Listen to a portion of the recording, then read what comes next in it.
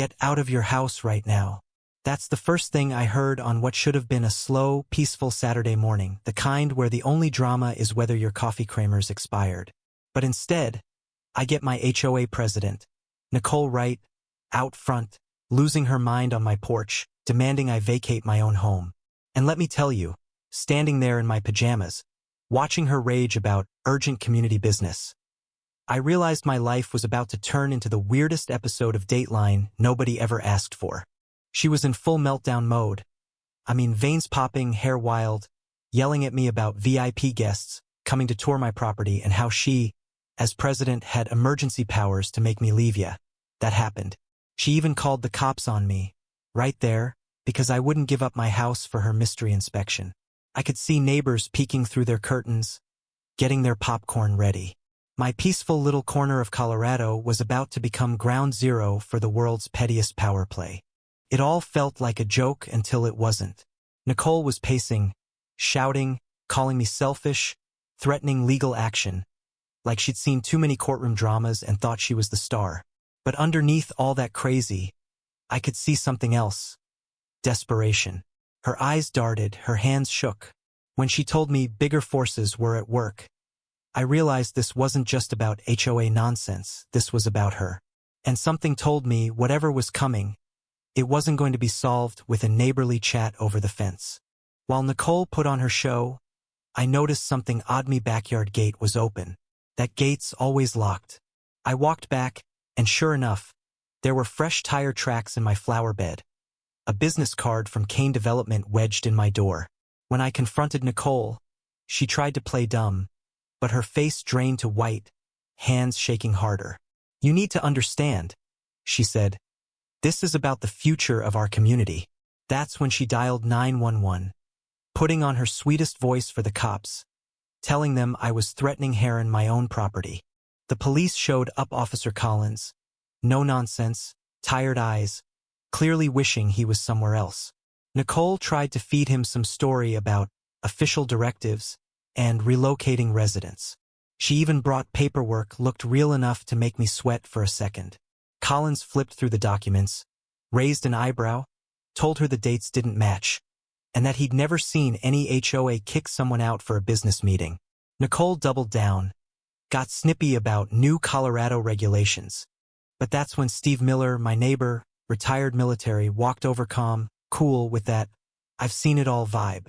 He told the officer he'd seen Nicole with a guy in a black sedan the day before walking my property, measuring, taking photos, even peeking in my windows. Collins asked Nicole about it, but she just stammered, suddenly shrinking.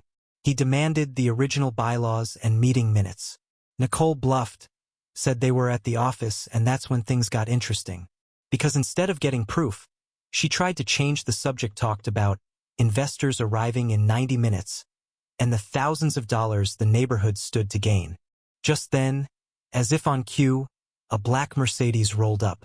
3 suits got out, powerful, slick, the kind of men who expect doors to open before they even knock. Their leader, silver hair, cold smile, strode up and addressed Nicole like she was his assistant, not the HOA president. "I thought we discussed the timeline," he said. Nicole wilted, called him Mr. Kane, and told him there was a complication, me refusing to vacate. Officer Collins stepped in, introduced himself, asked for an explanation. Marcus Kane barely looked at him, just talked about his scheduled evaluation and community improvement. I cut him off, told him straight up, "This is my property. I don't care about your development." He tried to sell me with a thick envelope actual cash, offering me a significant opportunity. Collins saw it too, and asked if he was making a payoff to access my home. Marcus called it a consulting fee for Nicole. Nicole reached for the cash, but Collins blocked her, demanded to know the nature of their business relationship, and for those elusive bylaws. That's when Nicole cracked. She screamed about progress and how I was selfish. Right as my wife, Tracy, pulled UPI's sharp, holding a folder like it was a weapon. She handed Collins official minutes, pulled from the county office, proving Nicole hadn't even been HOA president for 2 months. Nicole's face turned green. Kane's guys shuffled, suddenly unsure. Collins spelled it out. Nicole was faking her authority, giving developers access, and taking money for deals she couldn't legally make. Tracy added Fuelst found 3 other homes where Nicole had pulled the same scam, forcing families out with emergency assessments, selling their places cheap to developers. Collins told Marcus and his goons to leave, told Nicole they'd be having a longer conversation about fraud and trespassing. Marcus, realizing the heat was on, tried to distance himself, literally backing toward his car, saying there'd been a miscommunication. We thought it was over, but Collins insisted we all go to the HOA office to clear things up. Nicole made excuses the office was closed. She didn't have the keys. Steve Miller pointed out he'd seen her there just days before. At the office, the place was stripped empty. Mail piling up, no files, no authority left. Nicole finally admitted she'd lost the election, but claimed she kept trying to help the neighborhood. Because, fraud is just help in disguise. Collins explained that impersonating a public official, forging documents, taking kickbacks, those aren't creative leadership. They're felonies. As Nicole realized her world was ending, her phone rang. Marcus, on speaker, cold as ice, told her their deal was terminated and that his lawyers would be in touch for their advanced payments. Nicole broke down, tried to forge my signature right there on the patrol car to make it all legal retroactively. Collins just shook his head and cuffed her. She started sobbing for real this time. The fallout came fast. The neighborhood buzz. Turns out, Nicole had pressured other families too, working with Marcus Group to drive people out, then selling their homes at bargain rates. Steve dug up public records.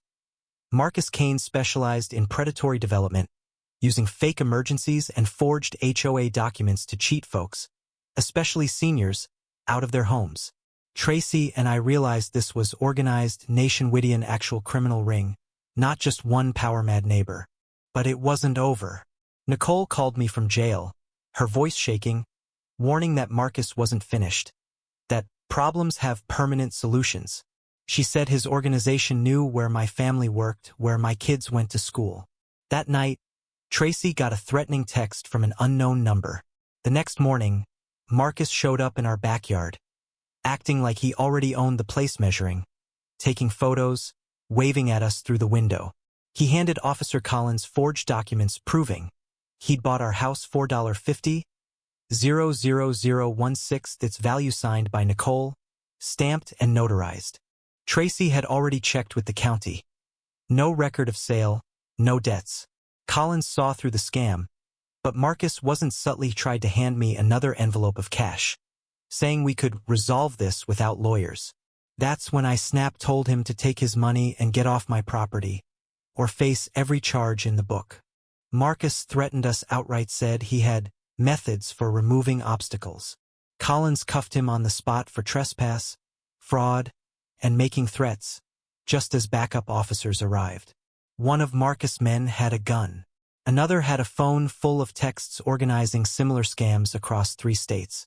In Marcus' briefcase, police found files on every house in our neighborhood, photos, personal notes, ratings like high resistance or vulnerable. My file read, requires special attention. Nicole showed up, sobbing, saying she never meant for it to go this far. She kept repeating, he said it was just business. But looking at the police tape in my backyard, knowing how close we came to losing everything, I wondered, was this really over? Or was it just getting started? At the emergency HOA meeting, the whole community showed up, standing room only, faces tense, angry, betrayed. Detective Morgan from the fraud division laid it all out.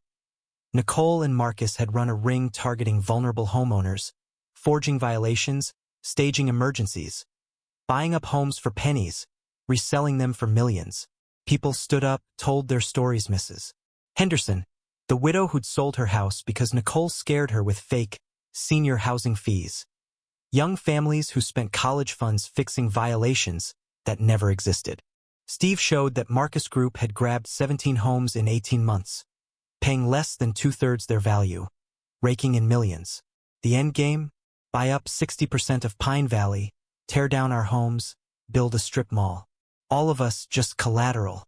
When Nicole was sentenced to 3 years and Marcus to 12 in federal prison, It felt good, but the real win was what came after. Tracy and I helped write new HOA rules. Every transaction needs oversight.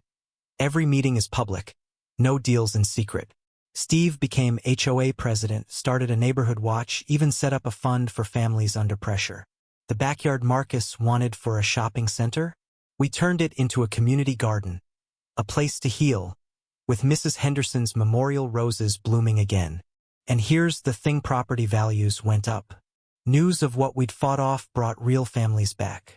Our neighborhood's stronger than ever because we learned the hard way. Sunlight is the best disinfectant.